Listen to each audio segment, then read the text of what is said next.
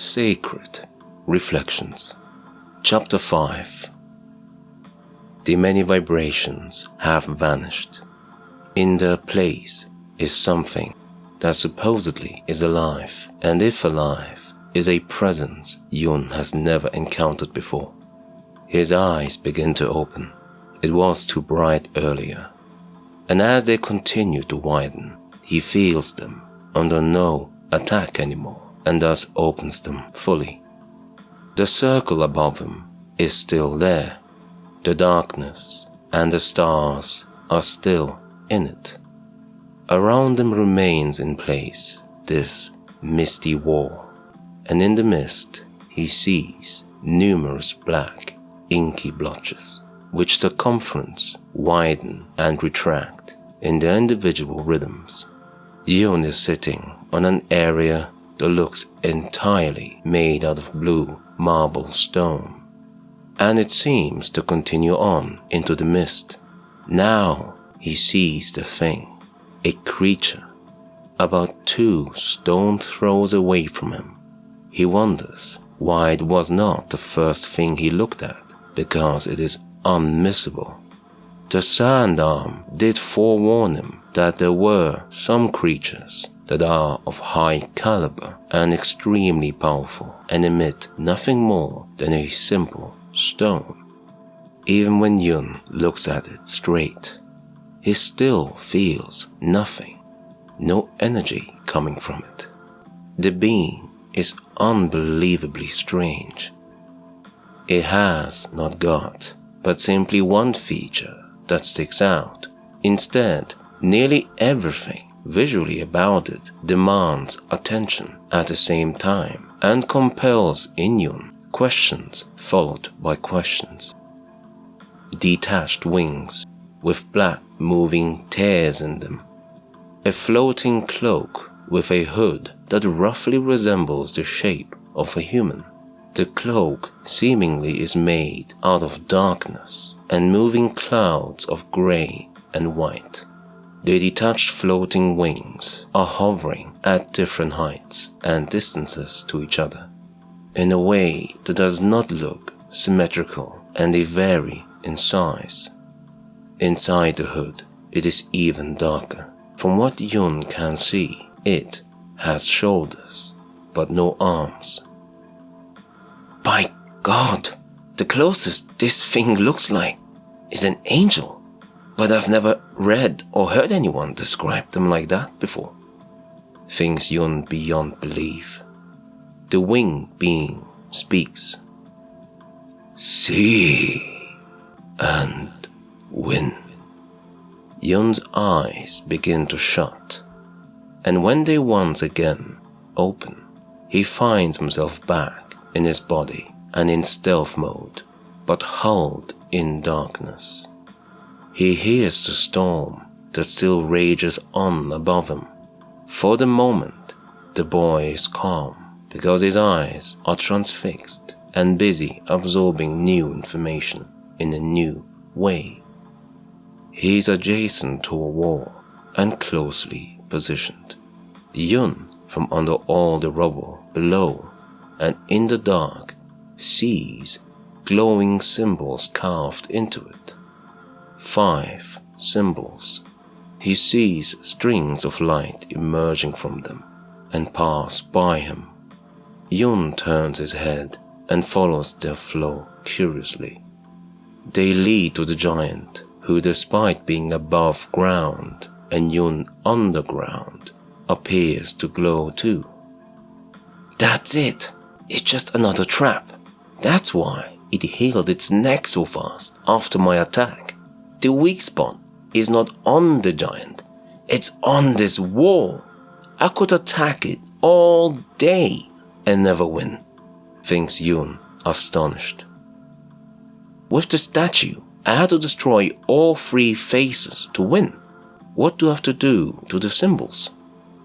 Asks Yun and sets off towards the wall. He reaches it in good time and decides to travel up. He shifts towards the middle of the symbols. Yun finds himself deep in the wall, but still hears the indoor storm raging on. It shows no sign of stopping. This creature might not be a higher caliber, but it's a pure powerhouse of energy and force. Yeesh, thinks Yun, thankful he doesn't have to fight it head on right now. Something tells him to use his sand line and touch the symbols, so he follows his instinct and does just so. The line moves up the wall to the symbol in the middle, and as soon as he touches it, in his mind's eye, he sees a part of this carving. His instinct tells him to fill the gaps out in full with his sand, so he does. Immediately, he sees and feels the vibrations of this symbol in his mind in full. This is familiar. It's the same as with the cube. So he spreads his sand line to all the remaining symbols, touches them, and immediately sees parts of their representation in his mind's eye and fills them in. Like with the cube of light, he stretches his arm in front of him and grows the sand ball from his right palm. Yun makes the ball vibrate and feels an immediate connection of frequencies to the 5 symbols. The same as before, there is no indication which one he should start with first, so he picks one and begins with the work of matching frequencies. It is a match. He moves on to the next symbol. He continues to work them one by one until Yun is left with the last carved symbol. Surprisingly, as before, this last symbol has 2 vibrations that move in a particular rhythm to each other that he needs to first match individually, then activate them in line with their rhythm. It's done, he says aloud and relieved. The symbols get brighter and release vibrations that go through all of them in unison. The stone storm immediately collapses, revealing massive, spinning rocks left exposed in the air. They come crashing down onto the ground, from where they continue to roll and collide with things until they come to a full stop. The sand arm lets you know that the stone giant will from now on not regenerate, and that means Yun blasts out of the wall in full vanguard jump and jets off like a missile across the vast space, with its lance ahead of him, parting the air and sand projecting out of one foot, heading straight for the creature's chest. Cracks and blasts follow Yun as his whole body penetrates and blows the giant asunder in one shot. Rubble falls to the ground. As he lands, he turns around and faces what is left of his headache. Yun sees a floating, glowing glyph hovering above the now inanimate hunks of stone and debris. He knows what to do next and extends his sand lance until it touches it. It vibrates and has a frequency. A ball of sand slowly emerges out of his lance. He matches the vibration and unlocks the glyph. It absorbs into his sand lance, and a great amount of energy fills Yun. The boy closes his eyes and senses that something in him is expanding many times over. A frequency is added, and it surges in power, seemingly filling it.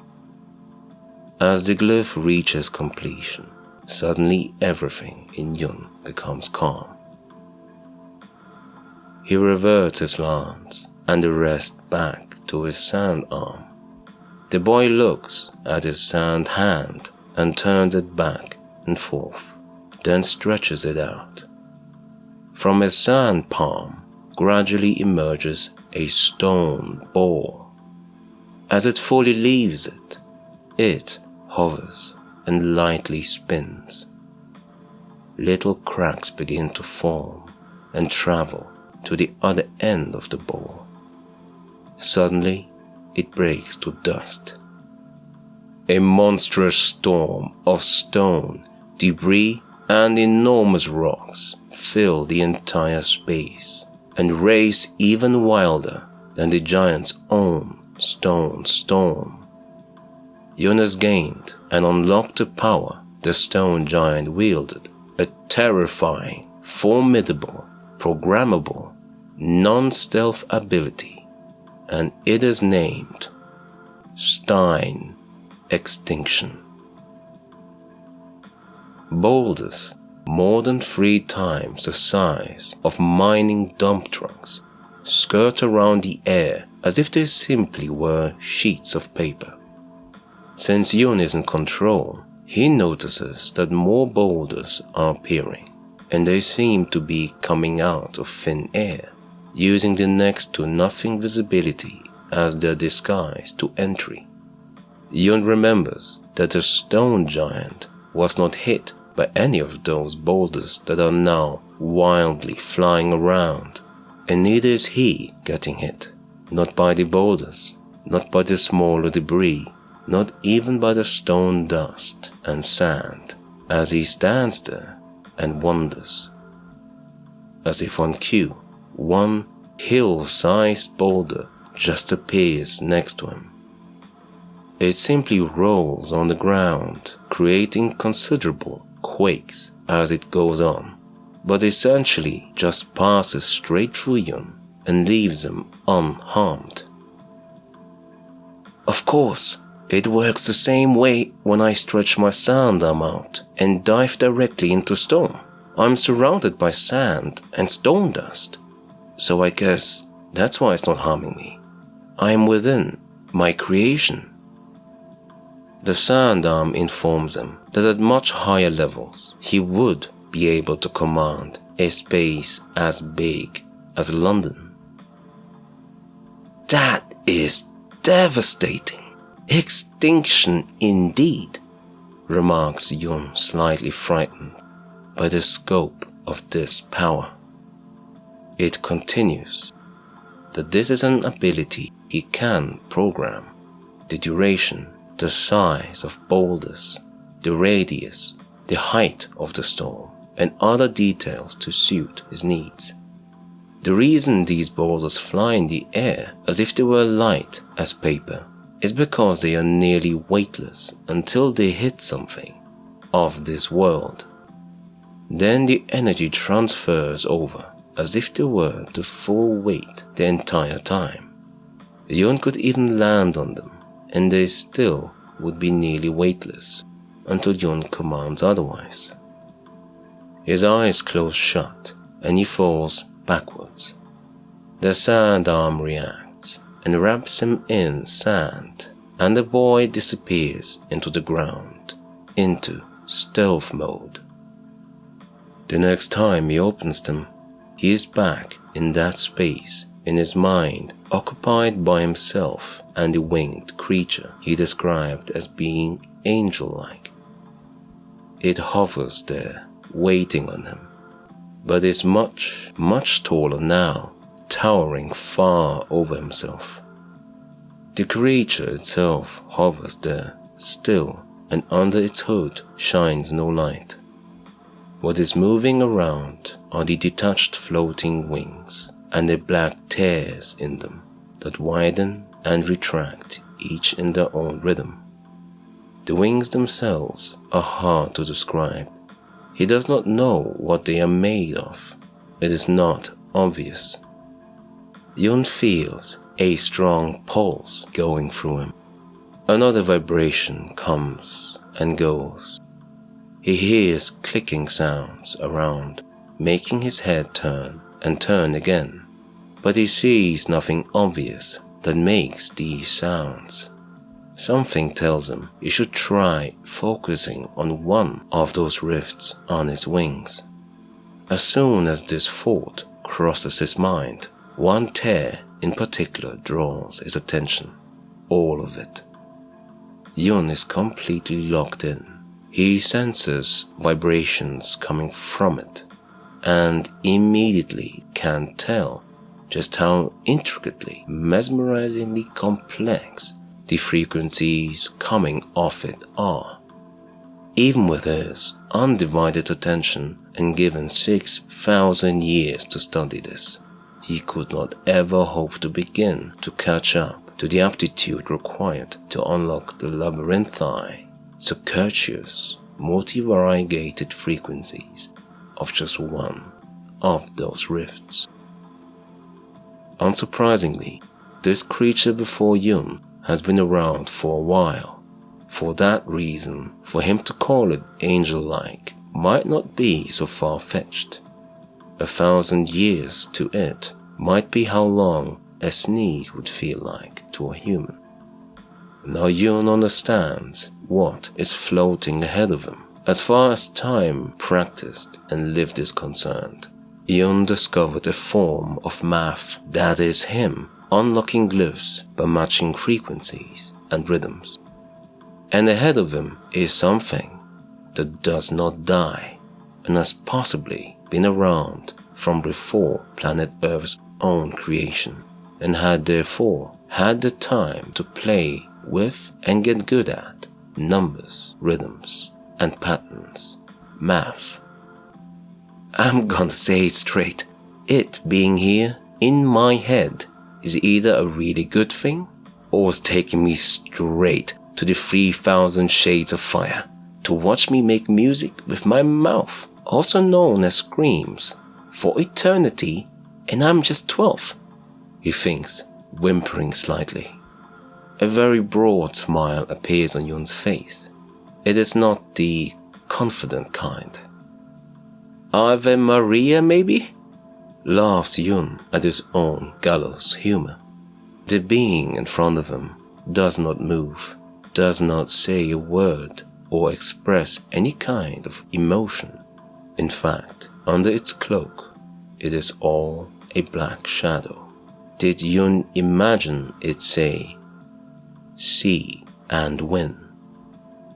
The place is silent, and the beautifully blue marble stone platform he is standing on carries a wind with it. The being, wearing a cloak of darkness and moving clouds of grey and white, remains just so, silent. But the boy feels something else strange happening or continuing to happen, or it has never actually ceased to happen. The vibrations, the rifts, they haven't stopped, realizes Yun. The being was not just floating there, it was doing something. The frequencies simply dropped to levels Yun could not detect, and now they have returned to levels he can recognize. Clicks, then whispers, then actual audible foreign words swing by his ears. How long has he been standing here? A quick pain shoots into both of Yun's ears and mind. What is all? What is now? What is when? What is how? Why does this sound familiar? Questions Yun. And who's asking? He thinks bewildered. Then his eyes tilt up to the being. Yun's senses finally understand what the angel-like creature is doing. They both are present in his mind. The pulses he felt going through him come from the being's rifts. It is reading him, searching for something. The angel-like being's many wings fall towards Yun and suddenly extend past him as they grow tall, creating two giant parallel walls with Yun in the middle. The walls of wings are entirely filled with little mirrors shaped like mosaic tiles, and together they become like two giant wall mirrors.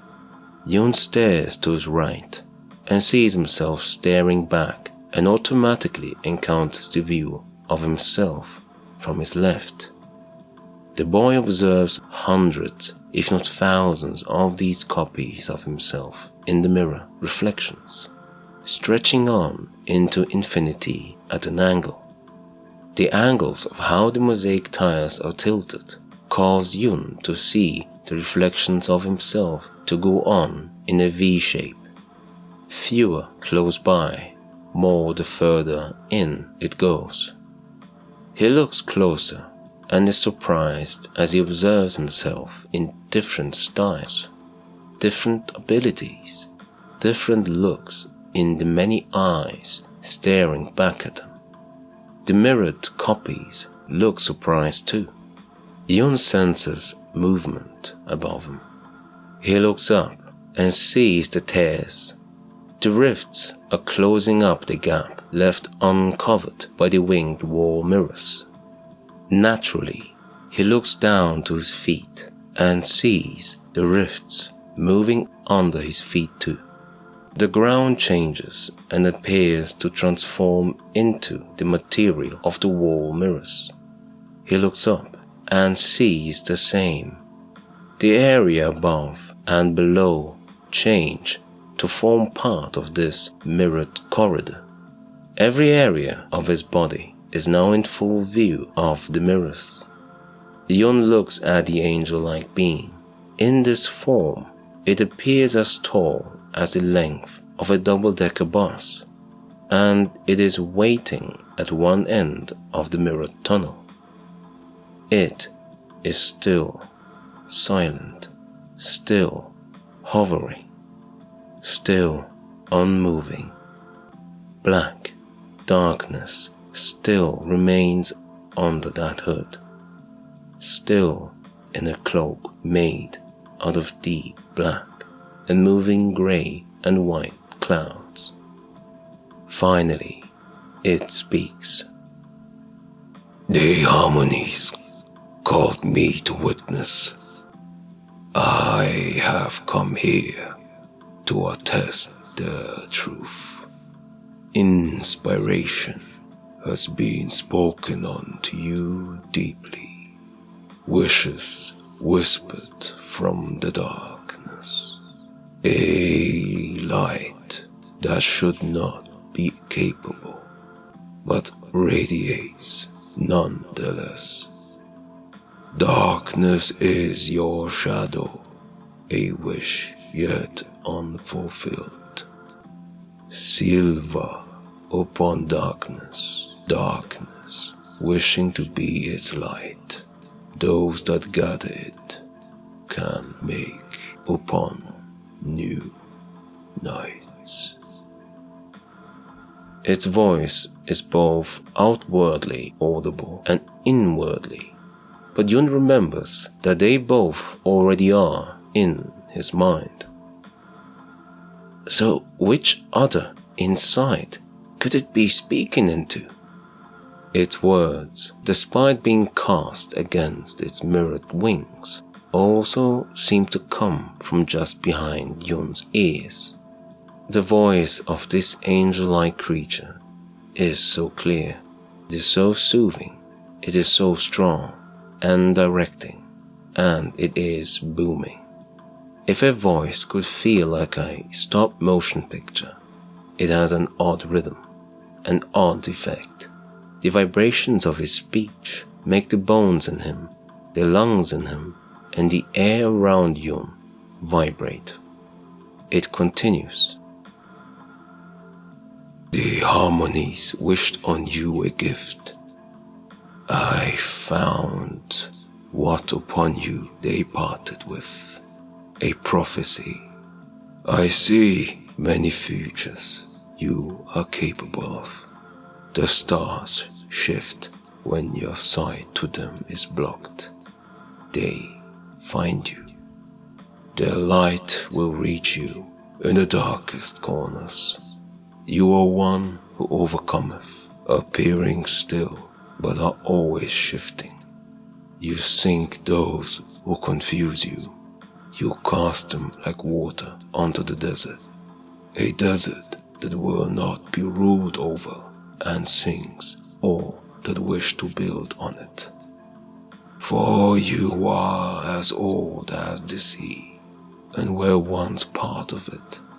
In you the memories of the past exist, the memories of power, the depth to endure, the patience to witness, the heart to save, the courage to stand, the creativity to reimagine, the power to change. These are all in you. You will encounter the mirror of oceans and madness of sounds, who herald the beginning of motions. Overcome to obtain their keys, overcome to reach the depths, overcome to untwine the shadows from darkness. To achieve this, rule the power. To rule the power, meet the star. To meet the star, walketh through this door. A light wakes behind Yun.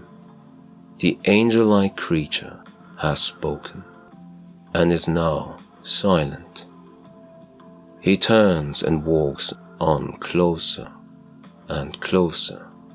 The thousands upon thousands of versions of him in the mirrors walk the same path in their reality towards their light.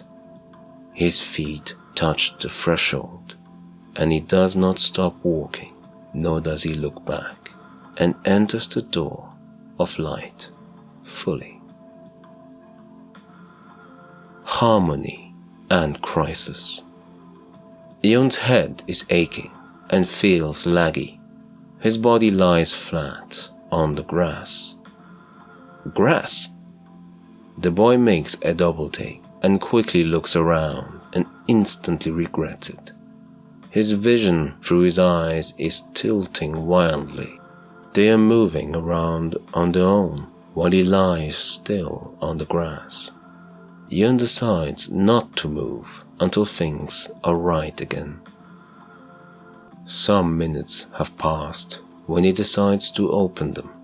He is looking at a turquoise, pinkish and reddish sky, which colors flow in parallel to each other in a wavy pattern and vary in band thickness.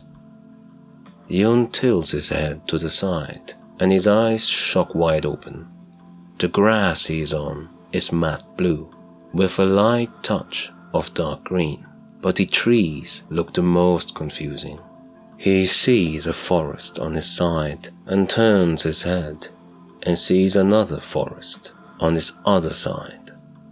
Yun himself is on top of a grassy hill that gradually slopes down and lands level to keep going until it meets the ocean.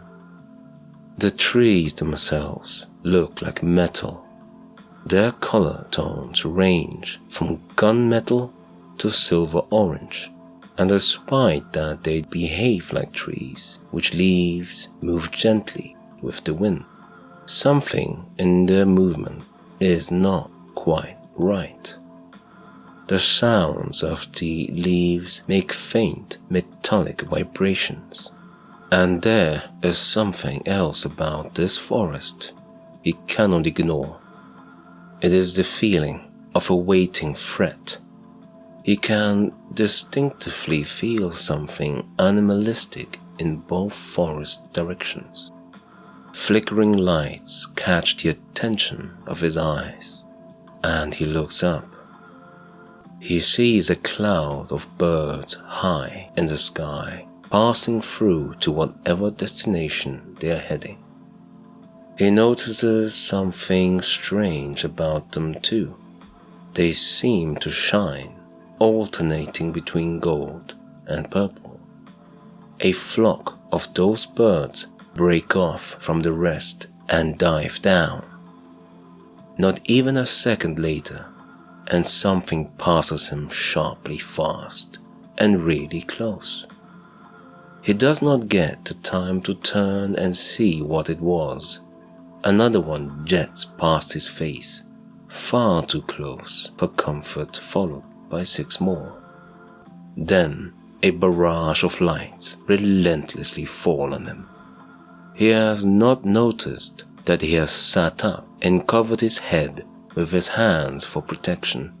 The air shakes violently. The sound of mortar shells landing all around them fill the space, and Yun is swept off his feet. He slides down the hill rapidly while his screams are being drowned out by the chaos. Yun is briefly flung into the air and lands smoothly on his back. He finds it strange how easily he is sliding down this hill for so long. It is as if he's on a soapy water slide. The tall grass offers no resistance. In fact, he seems to fly down the hill even faster. Before he knows it, he's surrounded by water and keeps sliding on ahead, parting it. Yun finally comes to a splashing stop and immediately tries to get on his feet. He finds he can as he pushes himself up with his hands. Sand is what his fingers get hold of. He's on the beach. The boy looks around and does not understand what he's seeing. He's on the flattest beach Yun has ever been on, and it is flooded with nearly knee-deep water. He's completely soaking wet. Yun notices something else odd. It is quiet. The boy looks all around him and sees no evidence of anything he just experienced having happened. There are no rock-sized craters. There are no birds flat on the ground, unalived. Suddenly the entire ocean changes color from blue to black. Yun looks down and shrieks. It is so dark that he cannot see his feet in the water. Lights appear underneath him, many lights, until they fill the beach and stop just below the water's surface. Yun looks up, and high above him, there he sees lights too, and they are approaching. The lights look different from the birds earlier, and they hover instead of flying. At a certain height, the lights simply stop their descent. From above and below, Yun sees only one light moving closer. He hears the black water bubble and rush. Scared, he looks down and moves back. This is knee-deep water. Why is it bubbling? What's going on? He questions with apprehension. The water ahead of him rushes up violently and looks like it is boiling, and it takes over a larger and larger area. So Yun cautiously backs up even further. Something massive and bright reaches out of the water's surface. It is giant. Black water cascades down from it as it towers up, getting brighter and brighter. Yun backs up more as the waves created touch his hip. What emerges is a giant star. Spikes of varying sizes form its body. It is so unexpectedly wide that Yun has to take several steps back. It is not done emerging. Water momentarily trapped between its spikes, is gently finding its way back down, creating beautiful flows of reflective, cascading, oily black-looking water that is accompanied by soothing, dripping sounds. The resulting waves cause Yun to wobble, but he finds his footing despite the shifting sand under his feet. The golden white light itself is nearly too bright for his eyes to focus on for long. Yun hears a droning sound, a hum. It comes from every direction. He looks down at his hands.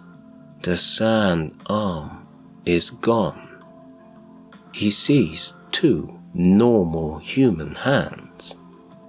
Yun feels a pulse in his veins. The hum grows louder. Now he can feel it in his teeth. And the hum grows louder. He feels it behind his eyes. And the hum grows louder. Yun now feels it in his guts, the big one and the little. For the first time he can individually feel them, and the hum grows louder. A voice enters his mind. Look behind yourself and witness. The 12-year-old turns around and sees that all the other lights in the black water have disappeared all around them, and the only ones left have formed a pathway from where Yun stands to all the way up the matte blue grassy hill that glows in a slightly dark green hue.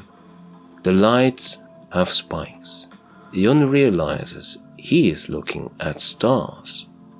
The stars are of varying sizes, varying numbers and lengths of spikes, varying formations and groupings. He sees more assembling. They seem to originate out of the direction of the grassy hill he slid through earlier. The voice continues. What you see are the stars expressed in your unique signature. They combine to tell a story of Yun Chimayo. They comprise of your past, describe your cornerstone and your possible future paths. Many versions of you are possible, and they are waiting on you to reach and realize them. Choices, beliefs, doubts, frustrations, ingenuity, creativity, harmony, upworth. Thou hast received the whispers of harmonies, the reading of ever, was, and are confirmed by the Atlas, capital of stars, and shall now have born unto you. The black star of harmony and crisis. At this point, all the stars in the pathway towards the hill have completed their positionings and rise towards the water's surface, but stop moments before breaching it. The sky turns dark, causing Yun to look up, and his eyes widen. Flash after flash, lights zip and blitz across the sky. Thunder roars in the heavens. One star makes a sharp turn and falls down. As it comes closer, it becomes apparent that it is massive. He puts his hands up to protect his head. The sound it creates is violent, and as it falls towards Yun, its full size becomes undeniable.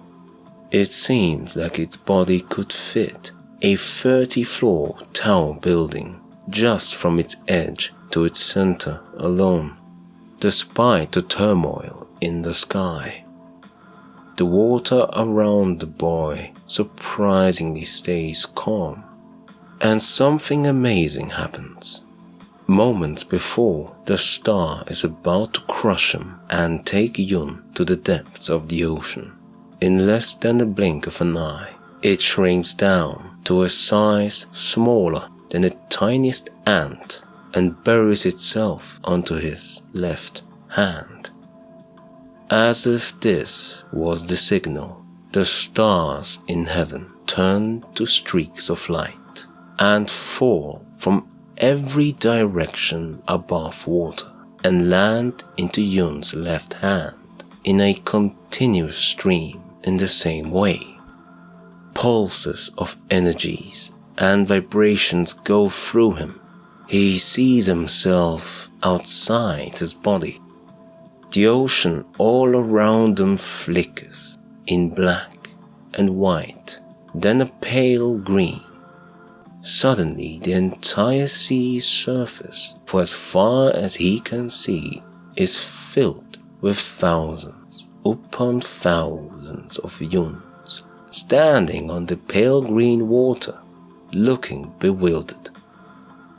He returns back into his body, and the water reverts to black. The stars struck boy upon the end of the sky's dance feels his feet being wobbly and sink. Yun falls backwards into the black ocean, which seems warmer to him. He suddenly feels scared and shocked. He's going much deeper than he should. It was knee-deep water, but as Yun's head points down 180 degrees, it becomes bitter cold, and his question gets answered. He is able to see. The boy can see a clear separation. The ocean is blue. He looks down to his feet, and there he sees the black water. It is just so near the surface. Beyond that, the ocean is blue but gets darker the deeper it goes down, where it eventually becomes black.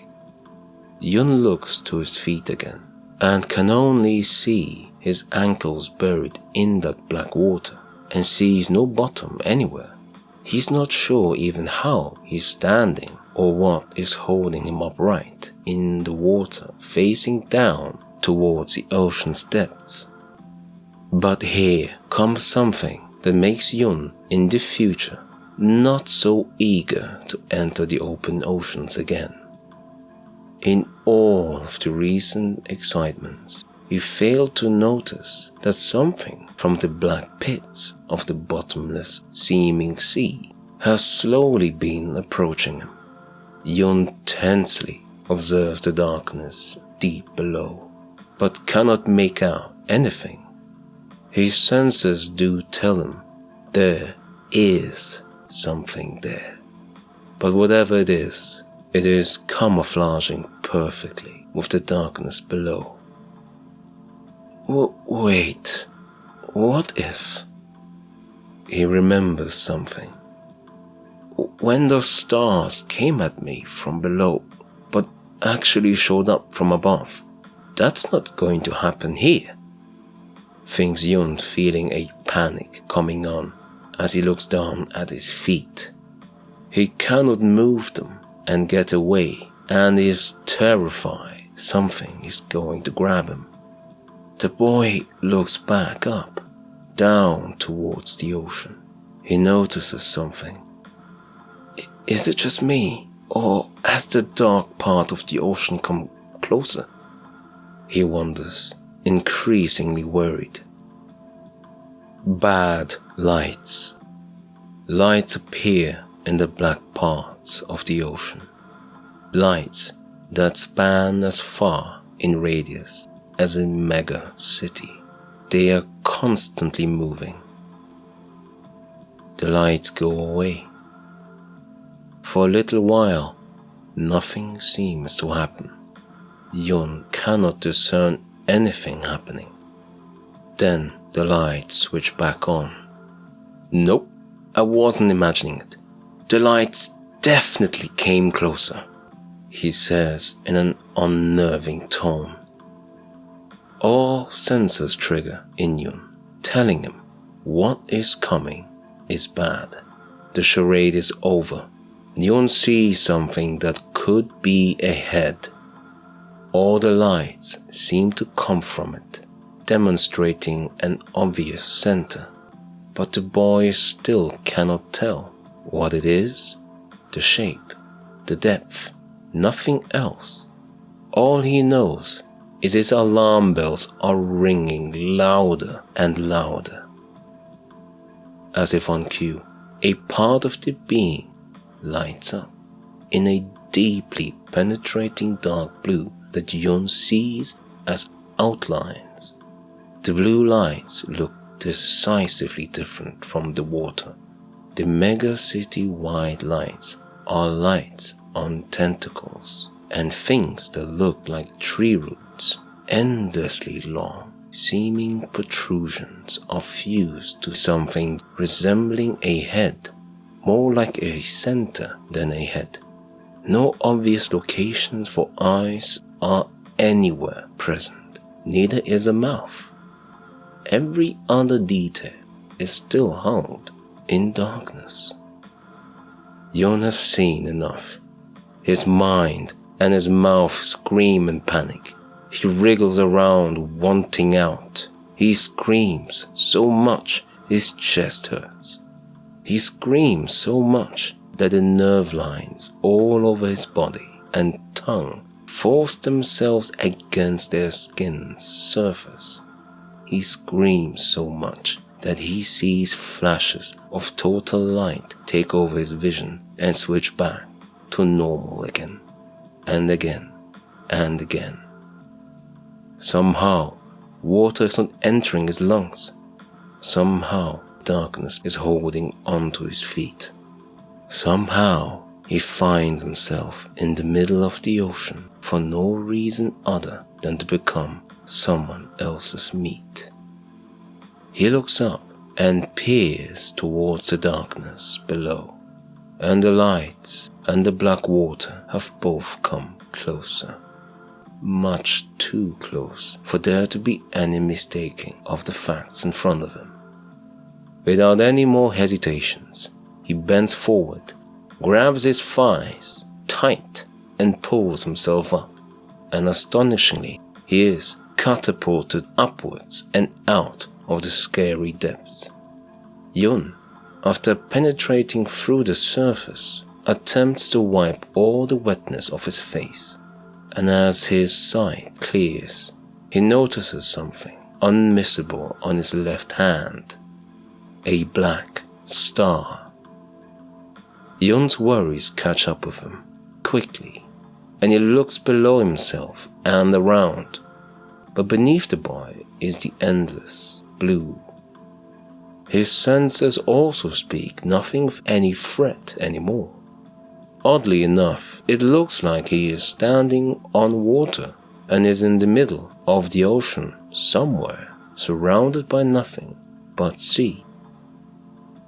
What's going on? The trees, the grass, and the beach, they're all gone. Just gone. Wait, who?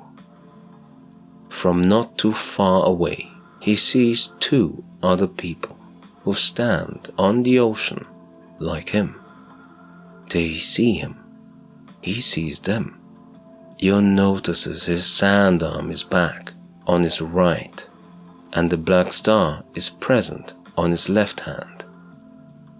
His eyes cannot fathom who stands across of him, yet they solemnly look on to observe that change has been ubiquitous. It is Angelina and Dex. Mirrors and madness. Angelina's eyes are the first he locks onto after his initial surprise that it is them. Yun is looking at a skeleton version of Angelina. She looks starved of joy. Her eyes tell a woefully draining story. A shell has her heart become. The tears had flown and turned frozen. In their wake are left the burned scars of hopeless ice. Her eyes are sunken deep of dread. A merciless, overwhelming force and a fate that shone no light to her rescue left her sunk and waiting in the unloving mouths of darkness. Fear and loneliness had spent their time with her. Long have the ropes of hope been exchanged for the chains of erasure. For on the other end pulled no one else but bone-chilling dread. Compared to how Yun experienced time, no time at all should have passed to warrant this extreme change to one's character. It was just a short while ago since they entered and got separated in that blockbuster building, but her eyes tell the story of years, and Yun's mouth just drops. "Why? What happened?" asks Yun in his mind. He looks at his hand arm and wonders what curse has befallen them. Years? Not days. His facial expressions must be really clear to see and read. Her eyes become the ones of mocking. Then Yun turns his head to Dex. "He looks owned, like a soul or something," is the best way he can think of describing his eyes. He looks physically strong, taller, more muscular, but feels so much more hot-headed, like he wants to beat me down into the dust, he observes. Only now does Yun allow himself to zoom out and see his surroundings and observe more than the magnetic stories in their eyes. When he met the speaking star, the sound returned to a normal human hand, and "Now it's back! What does this mean?" wonders Yun critically. He correctly reobserves that they find themselves in the middle of the ocean at night time, with nothing else around to speak of. No landmarks, just clouds and the moon up in the sky. Probably the least remarkable part of this scene is that they all are standing on water without any trouble. It is night. The stars and the full moon are in full glow, and the ocean itself glows blue, as it is strangely illuminated by a green kelp forest that appears to go down seemingly infinitely deep into the lit abyss. But he cannot get distracted. Dex sends all signals that Yun will have to fight him. Dex and Yun both have undergone transformations since they last saw each other, but Yun cannot visibly see those changes on him, and yet somehow he does sense them. Dex smiles as his skin begins to divide into the shape of small mosaic tiles. His changing tile skin flips over and glows silver and matte black. The tiny gaps between the tile spaces turn into a dim, deep red glow. Even his mouth has disappeared under the many tiles and has been replaced by two smaller mouths on each side of his cheeks. Meanwhile, Yun has used the time also and transformed into Vanguard Jump and activated the sand spheres to heighten his perception all around himself. Through his quick analysis, Yun recognizes that he is at a disadvantage if he falls into the water. He sends a quick thought to the sand arm and it confirms it.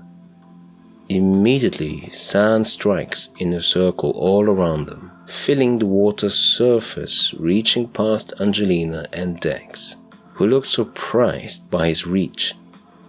A large plateau of floating wet sand has been created, giving Yun the ability to merge with it, shall he see the need to. But Dex still has a rather confident look on him. The four mouths on his face scream in disheveling tones. Something incredibly fast happens that the nested sand spheres cannot relay to Yun quick enough. Thus, he never saw it coming. Dex is in front of him and punched a hole through his chest clean through. Yun is sent spinning off into the air. The sand arm quickly reacts and connects itself with the plateau while covering Yun in sand. The arm pulls him towards the plateau and they merge with it. Dex looks around, confused. He can no longer sense Yun at any one point. The sand arm uses their mental training space to inform Yun on what just happened. First, his sand chest armor absorbed and redirected the intrusion in a way that did not affect Yun. The sand got a hole punched into, not Yun, saving his life. The sand armor informs him that he needs to be fully covered in sand to protect each part of his body for a direct hit like this not to end him. Had Dex chosen Yun's head instead, it would have been over then. Second, it informs him that Dex physically appeared in the flesh to create the punch. The sand spheres confirmed he traveled through them at the speed of sound. The moment Yun heard the screams, Dex was in his presence. It seems there is a special reason how his body can accept the stresses of accelerating from 0 to the speed of sound at a distance covered, as there is also a special reason why Yun can survive a hole the size of a fist through his chest and be fine and full body merge with sand. Yun smiles. So we both can do crazy stuff now, uh-huh. The sand arm adds that it did not notice a human body go through the spheres, so in addition to traveling at the speed of sound, it seems like Dex does not have a body while traveling to the target. It can be said Dex travels as sound. That means he is physically invulnerable when he travels in this form. While he is sound, he cannot be punched or kicked. That's quite a devastating ability. That's really bad as a first encounter, as Dex demonstrated. He needs only one shot to end the target. Thankfully we trained for somebody wanting to turn me into shishnak, skewered meat. Yun makes his move. Giant sand shards explode diagonally upwards out of the plateau all around Dex and enclose him. A familiar spear shoots up and into Dex's stomach. The orb of energy travels down the lance and stops where Dex's stomach used to be and explodes. Gashing spikes violently stretch out of Dex's sand enclosure, which makes it break asunder, revealing a Dex fully split apart, covered in hot sand. As Yun expected, the sand is preventing Dex from recombining, meaning he stays in two parts, but he is still alive, which does not surprise Yun. Dex's whole body is covered in these tiles, and he has no idea what they are made of. Having experienced Dex's ability, Yun is not showing himself above the sand plateau. His 4 screaming mouths are still capable of transporting him, meaning he could still attack Yun in the same way as before. A spout of water roughly breaks through the sand plateau from below, cascading up at the spot where Dex lies. The water comes rushing back down the hole it made on the plateau. Dex is gone. This does not bode well with Yun. Something is in the water. He had quietly hoped that that thing was the last time he saw one of those, but apparently not. Yun is beginning to hate the oceans more and more. Always giant things in the water. Giant things always only exist in these damn deep chasms of cold dark hell. Damn! Says Yun out loud, frustrated. He contemplates his situation as he finds himself on a tiny sand island he made in the middle of the sea, between nowhere and nothing. As Dex is no longer present, he rises from the plateau, his body fully covered in sand, including his whole head, the new and complete form of Vanguard Jump. Will he do the same to me? Yun turns sharply, but sees nothing. He turns back around to find the same. 6 hands appear from behind and wrap around him solidly. Quickly, he turns his head back and sees Angelina completely transformed. Blue. She's fully covered in something that appears like water and glass. Like him, even her whole head is covered in that material, and she's partially translucent. They stand like this for some seconds as they look each other in the eyes, saying no words. The moon shares its silver-white light with the night. Its glow stretches far into the horizon. Yun screams. What happened to you? Why weren't you behind me when I ran? What happened to the both of you? What are we? Her eyes look at him mockingly, and a touch inviting. From this close, he can see them clearly. Years have passed. At least that is what the eyes say. Time is relative. Several years of lived experience can be compressed in a short time frame. Being thrown into a bin lorry full of slimy slugs for even 10 minutes is too long a feeling. Yun's face is covered in sand, so are his eyes. She is covered in something like water and glass, so are hers. Standing there, still like this, they look like ancient statues. Here they are, both alive in their respective full-body modes, but she just silently looks at him, not answering one question. Angelina whispers something into his ear. His eyes begin to loosen their focus. Gradually, while her 6 arms hold him in embrace, they sink into the sea. A hole opens up around them as they levitate down a nearly translucent mirror-like tunnel, shaped into ocean. Yun tries to wiggle out of her grip, but he feels dazed, disconnected from action. As they go down, the water changes, and for as far as Yun can see below him, it gets darker. There is a clear separation between the blue and the dark water, and the dark part is constantly moving, and the glowing kelp forest disappears into it, shining no further in. The way the light of the kelp forest reflects against the dark substance suggests there are little solid pieces of something flowing fast within the black depths of the ocean. Yun thinks that this might be her version of what he did to Dex.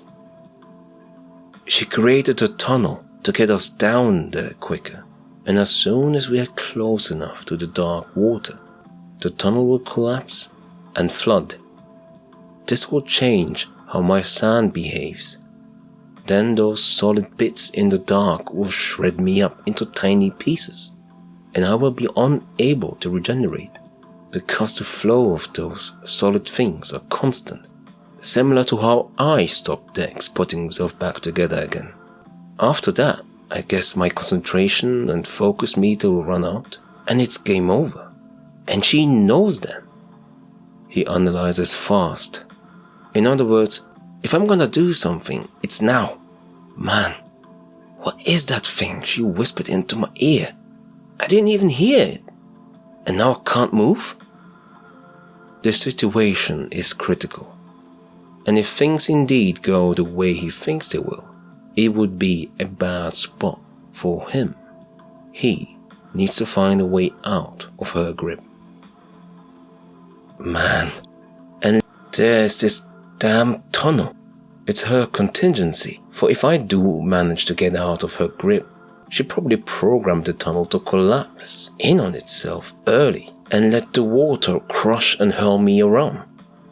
Then she's probably gonna direct the flow with me in it to go towards the dark water, and I'll still get shredded. He analyzes further. Suddenly there are black moving parts below him part into the depths of the dark, and the kelp forest in it becomes visible. Yun wriggles like he saw hell. The sand arm only now is able to warn Yun that there indeed is something below there waiting for him. The real trap. The near translucent mirrored tunnel, starting from above him, begins to close. He sees a reflection, and against his better judgment, he looks back down. He sees Dex put back together again, and entangled by a branch of that kelp forest. But Yun's eyes go back to that thing below that scared him so. It's that tentacles and roots creature demon thing I found me! Why was Dex in that dark water? He looks Angelina in the eyes. His eyes ask, Is that what got the both of you? Her eyes still mock him, but they also show despair. Yun understands now. Could it be possible she and Dex were caught by a creature like in my first encounter on the ceiling at the cathedral space? That thing that made it rain and brought on the water line like beasts. Did they both then get delivered to this devil thing below? This explains why Angie and Dex are with them. If the sand arm back then didn't act on its own and create a sand umbrella while I was unconscious and let that rain touch me, I might have ended up the same as them. Is that what happened? Is that the reason the trip into the Blockbuster building went so wrong? We walked into a trap. Yun's heart feels like it is about to burst. Angie! Dex! I will find a way. You hear me? It is the first time in this instance he sees a smile, genuinely. He yells at Angelina. I don't know how yet, but I swear, I'll find a way to free you. Her eyes change to a darker aura, and an impossibly wide ear-to-ear grin appears on Angelina's face. Her eyes project an icy blue light, and the black, shiny things in the dark water below come out as lines of black, interconnected shards heading towards Yun. The tunnel above collapses, and water comes rushing down like thunder and rolling boulders. This feels quite familiar. From both ends come trouble. Yun smiles and screams. For some reason, the two of you hate me now. I'll find a way to undo whatever hold they have on you. He raises his left hand. Until then, you will not die. Until I come back and get you. Angel's promise.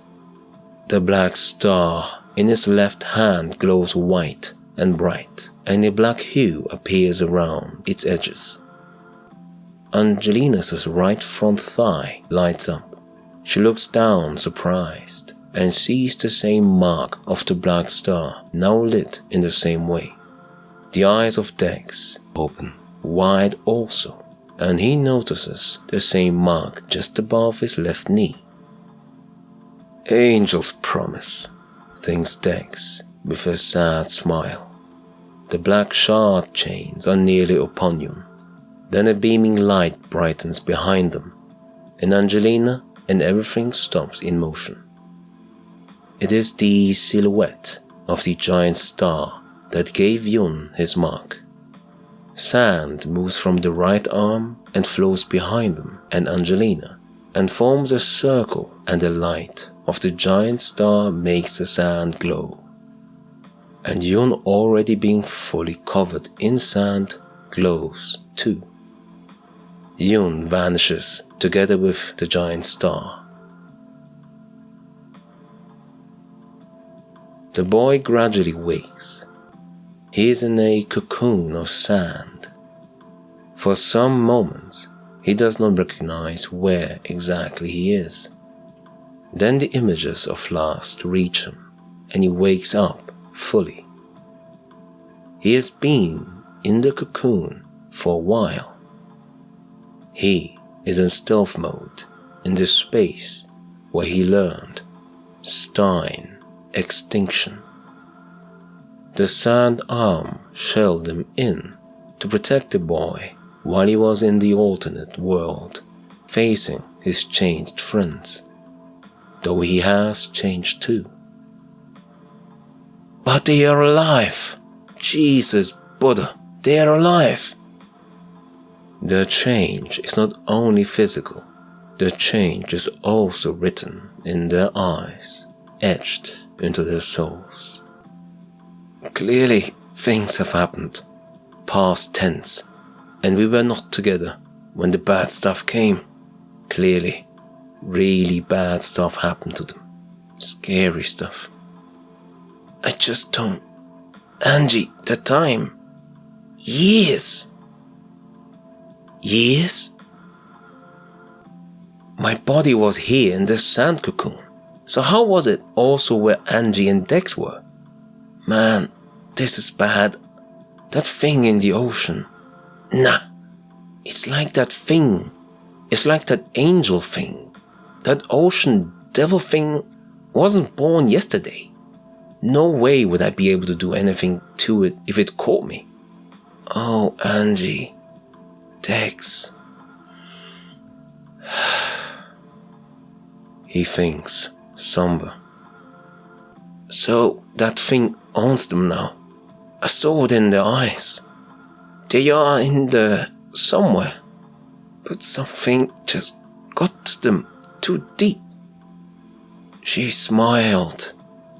Just for a bit. Just like before. What should I do now? I'm not exactly sure what happened to them, or how it happened. Do I even know what happened to me? I was shocked by how they visually changed. But how about myself? I didn't see my full Vanguard jump until she put us in that mirror tunnel thing in the ocean. Who was that? Me? In all these modes, I disappear into sand and appear anywhere. Jump across the room in no point nothing. Get covered in sand and survive a hole through me. When did all this become normal? All three of us have abilities now, but only I seem to have kept my will. Can I save them? Can I reach them in whatever dark corner in their mind the darkness has driven them to? Who is behind all this? Why us? For what purpose? Yun's eyes heat up, and he lays his head into both hands. What is this place? What has this place done to us? Why is this happening? What is the end goal? Will we ever get out of here? Why us? What happens when I fail? What happens to us then? Yon remembers he had these thoughts before he was absorbed into the alternative world. No, I must keep it together. He looks at his left hand, the hand with the black star. It changed while he was in this alternative world.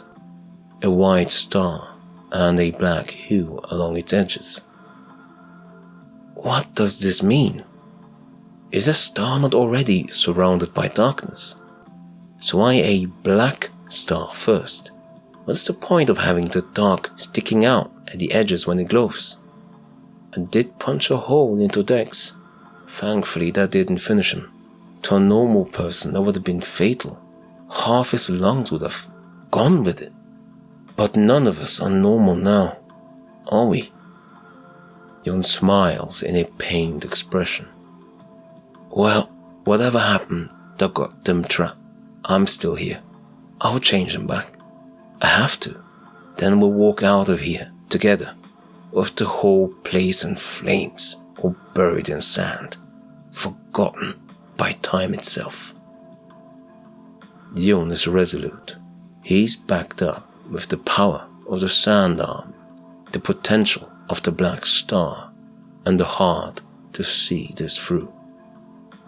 He rises above the ground out of stealth mode and finds himself in front of the wall with the glyphs he unlocked to destroy the stone giant. A sharp etching of light in the shape of a massive triangle renders onto the wall, and upon completion activates fully and becomes a door of bluish-white light. The black star on Yoon's left hand lights up. Looks like that's the next stop, he says as he too glows up and walks through the door. End of Volume 2.